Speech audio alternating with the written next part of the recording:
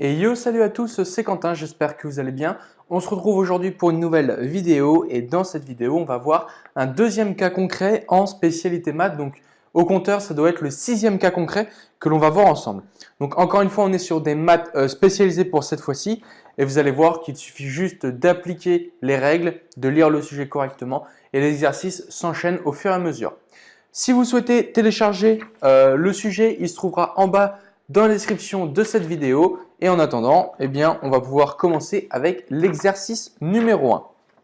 Donc, exercice numéro 1. Dans cet exercice, les probabilités seront arrondies au centième et les durées seront arrondies en jours. Une entreprise est spécialisée dans la fabrication de matériel audiovisuel dont certains composants sont très fragiles. Elle souhaite proposer à ses clients une période de garantie. Une étude a été menée portant sur la fiabilité des composants. Cette étude montre que la moyenne des durées de bon fonctionnement d'un composant est de 1000 jours. Donc là, vous comprenez qu'on va plutôt utiliser tout ce qui concerne les durées dans cet exercice avec les calculs de durée et on verra par la suite d'autres exercices qui vont nous montrer d'autres choses. On admet que la durée de bon fonctionnement X des appareils est exprimée en jours et est une variable aléatoire qui suit une loi exponentielle. Donc cette fois-ci, on est sur de la loi exponentielle. Question 1. Montrez que le paramètre de cette loi est lambda égale 0,001. Alors, ici, donc question 1, on nous dit de calculer lambda. Lambda, on sait que c'est 1 sur t. Il suffit juste donc de trouver t et de vérifier si lambda est bien égal à 0,001. La petite variable t, on nous le donne dans le texte, bon fonctionnement d'un composant est de 1000 jours. Donc ici, on a t égale 1000. Si t égale 1000, alors lambda égale 1 sur 1000, soit 0,001. Donc, on a bien démontré que lambda est égal à 0,01. Question 2 maintenant. Calculez la probabilité pour qu'un appareil n'ait pas de défaillance au cours de l'année qui suit sa fabrication. On considérera qu'une année compte 365 jours. Ok, donc là, on entend bien n'est pas défaillant. Donc lorsque ce n'est pas défaillant, on va utiliser l'exponentielle. Donc, notre probabilité, ça va être P de X. On nous dit l'année qui suit sa fabrication. On considérera qu'une année compte 365 jours. Donc, on est supérieur à 365 jours. Et ensuite, ça, on peut mettre notre égal. Alors ici, on a choisi n'est pas défaillant. Et là, ce qui est intéressant, on avait vu dans un exercice précédent, dans un cas concret où on avait vu un petit peu ce genre de choses, eh bien, il suffisait de calculer du coup seulement RT. Donc RT, c'était la première probabilité et ça nous donnait une exponentielle de… Donc on avait l'exponentielle, ensuite on avait notre lambda, moins 0,001, suivi de notre t multiplié par 365 ici. Aussi simple que ça, le résultat c'est 0,69. Et on a fini la question 2. Vous voyez, on a juste fait P de X supérieur à 365 parce qu'on veut que ce ne soit pas défaillant pendant une année complète. Donc ça doit être supérieur à 365 jours. Et ensuite, on fait notre calcul avec notre RT, sachant que l'autre c'était F de T et F de T c'était pour savoir la défaillance. Donc là, on avait bien précisé n'est pas de défaillance. Question 3. Calculer la probabilité pour qu'un appareil tombe en panne au cours des 2 années suivant sa fabrication. Donc au cours des 2 années et on veut qu'il tombe en panne. Donc déjà 2 années, c'est 365 fois 2, donc 730. Donc ce qu'on va faire, c'est qu'on va faire P de X inférieur ou égal à 730, puisqu'on veut qu'il soit défaillant en dessous de 2 années. Et ensuite, on va utiliser la défaillance. Donc la défaillance, c'est 1 moins RT, donc moins exponentielle de notre lambda, donc moins 0,01, multiplié par notre temps. Et ça nous donne un résultat de 0,52. Ici, on voit bien le 1 moins… Je vais vous expliquer. Ici, on a l'exponentielle moins 0,001 fois 730. Ça, c'est pour montrer que l'objet va marcher. Donc on est sur quelque chose qui fonctionne. Si on rajoute une défaillance, il faut mettre le 1 moins devant et ça va montrer comme quoi c'est bien une défaillance. C'est aussi simple que ça. Il suffit juste de retenir cette équation-là, celle-là et tout l'exercice s'enchaîne. Donc un petit conseil, rentrez ça directement dans la calculette, ça vous fera gagner énormément de temps. Question 4 qui doit être sûrement l'une des plus difficiles. L'entreprise décide de limiter à 6% des appareils la possibilité de retour sous garantie.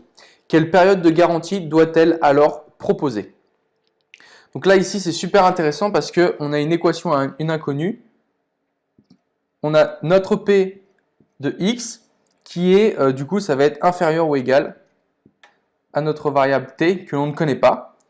Et ça, du coup, on va faire le calcul. Donc, c'est la possibilité de retour sous garantie. Donc, ça veut dire que l'appareil est censé être défaillant. Donc, si on est sur une défaillance, on est toujours sur cette équation. 1 moins exponentielle de moins 0,001 fois notre t, que l'on ne connaît pas. Et ça, normalement, c'est censé être égal, du coup, si je comprends bien, à 0,06.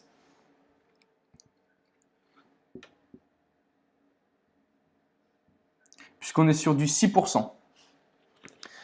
Donc, il suffit simplement de remplacer. Donc, on a une seule inconnue, une équation et une seule inconnue. Il suffit de passer des variables de l'autre côté et c'est aussi simple que ça. Donc, on a moins exponentielle de moins 0,001 fois t qui est égal à 0,06 moins 1. Donc vous voyez, la seule chose que j'ai faite, c'est que j'ai passé le 1 ici, je l'ai mis de l'autre côté. Donc en soi, si vous préférez, regardez, on va changer. Si on considère que je l'ai passé de l'autre côté, ça fait 1 moins 1 plus 0,06. Ce qui fait que ici, hop, automatiquement, je peux annuler mes moins, ça ne pose pas de problème. Ensuite, ici, du coup, on peut simplifier. Ça fait, si je dis pas de bêtises,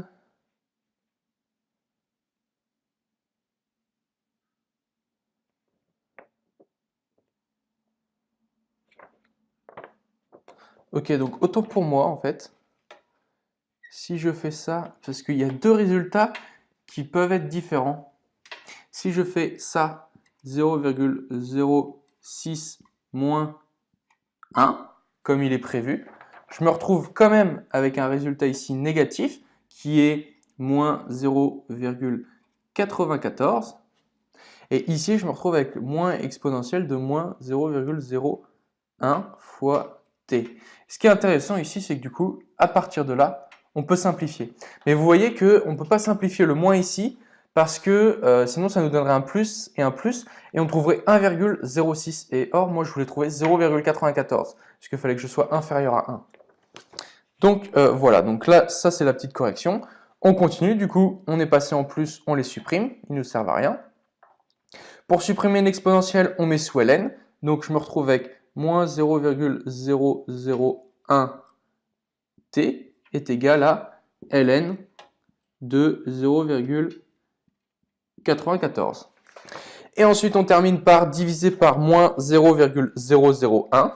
On se retrouve avec t qui est égal à ln de 0,94 divisé par moins 0,001. Et on se retrouve donc avec t qui est égal à 61.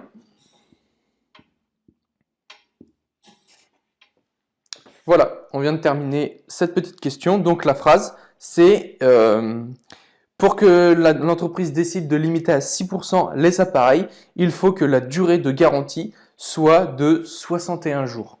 Sinon, dans ce cas-là, on est en dessous et dans ce cas-là, il faut changer le produit. Et si on est au-delà de 61 jours, le produit ne sera pas changé. Et ça, du coup, ce qui est intéressant, c'est que c'est une optimisation de la garantie. Donc, on va mettre une garantie à 60 jours, sachant que la probabilité que nos appareils tombent en panne après 60 jours est beaucoup plus forte d'après les calculs. Voilà pour cette question 4. On va passer sans plus attendre à la question 5. Ok, donc question 5. L'entreprise a vendu 10 de ses appareils à un distributeur. Elle propose une garantie de 100 jours. on considère que les durées de vie de ces 10 appareils sont indépendantes. Calculez la probabilité qu'aucun de ces appareils ne tombe en panne pendant leur période de garantie. Donc, question 5. On est sur une probabilité que x soit supérieur à 100, puisqu'on ne veut pas qu'elle tombe en panne sur cette période, ce qui fait exponentielle de moins 0,01, notre lambda, multiplié par notre t 100, et ça c'est égal à 0,90.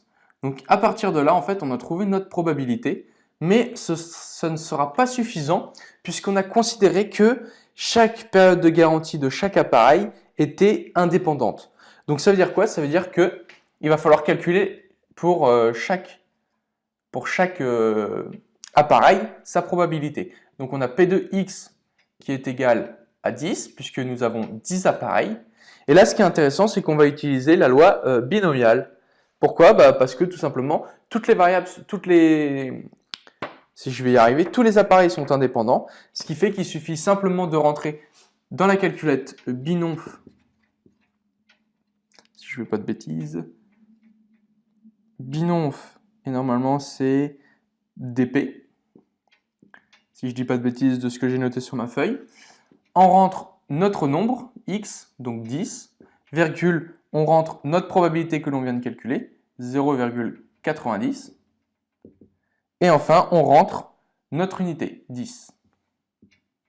Et ça nous donne le résultat de 0,35.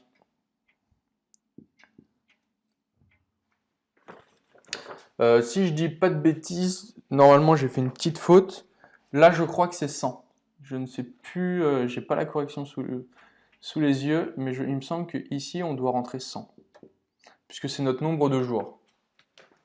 Donc voilà, et vous avez utilisé encore une fois la calculette avec binonf dp, qui est directement inscrit dans votre calculette, il suffit juste de le sélectionner. Donc voilà, écoutez, c'est tout pour cet exercice 1. Bien évidemment, vous retrouverez comme d'habitude tous les cas concrets dans la description. Vous pouvez dès à présent les télécharger et nous on se retrouve de l'autre côté avec tous les cas concrets. Je vous dis à très bientôt pour une nouvelle vidéo, c'était Quentin, ciao ciao les amis.